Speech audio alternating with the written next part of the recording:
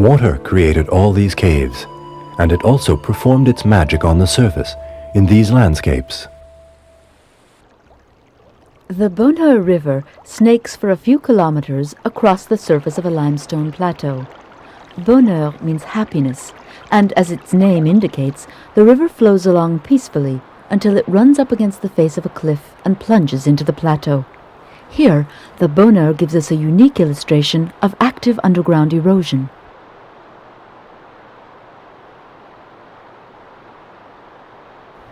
The Bonheur begins its underground route in a vast rectangular passageway, almost 15 meters wide.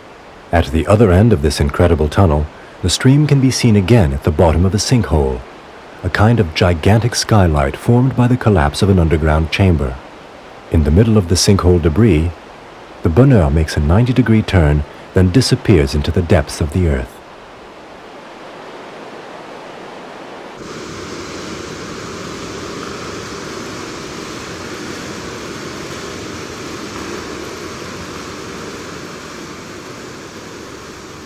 Everything here is Dantesque and sinisterly beautiful. The riddled rock, worn over the ages by tides of wild currents, echoes with the din of thrashing waves. The river beats against the walls, foams up and erupts, cascading in an apocalyptic dark line and releasing a frightening bellow that rises to heaven. At the end of this underground journey described by poet Ralph Perrault, the Bonheur is no more. The stream loses its identity in the rocky labyrinth that extends for several kilometers into the mountain.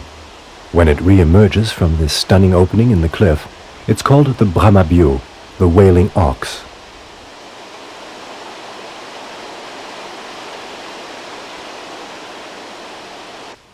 In several thousand years, no doubt, the river will have done its work, enlarging the underground galleries until the vaults collapse, and turning the cavern into a canyon where the Bonheur will once again flow in the clear light of day.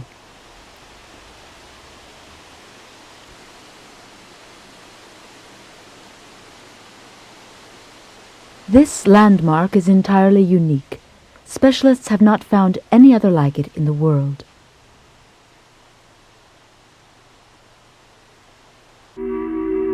Bramabiau fascinated Édouard Alfred Martel, a major 19th century figure.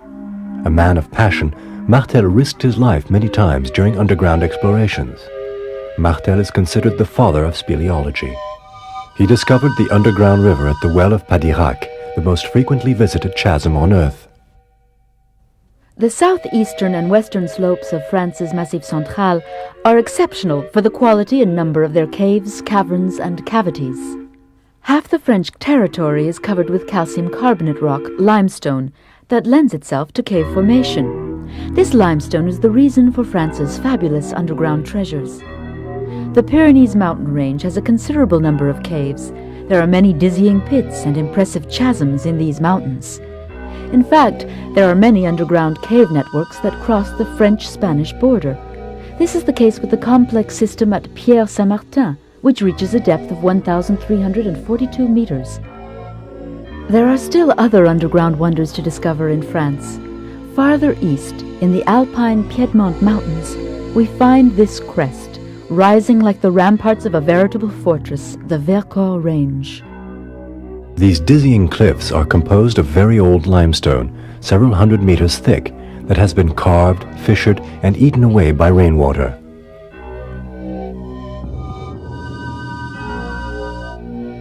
Mount Aiguille lifts its remarkable silhouette on the eastern edge of the Vercors. It looks a bit like an outpost. It was separated from the Vercors when the cliffs receded. As a counterpoint to this monolith rising in the sun, the Vercors also has its darker world of gorges, hollows, and chasms.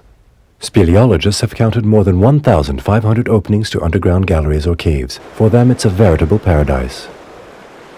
This rectangular rock arcade overlooks two enormous erosion basins. They give their name to the cave from which spring the waters of the Germ River. According to legend, the Sassenage cisterns are the lair of Melusine.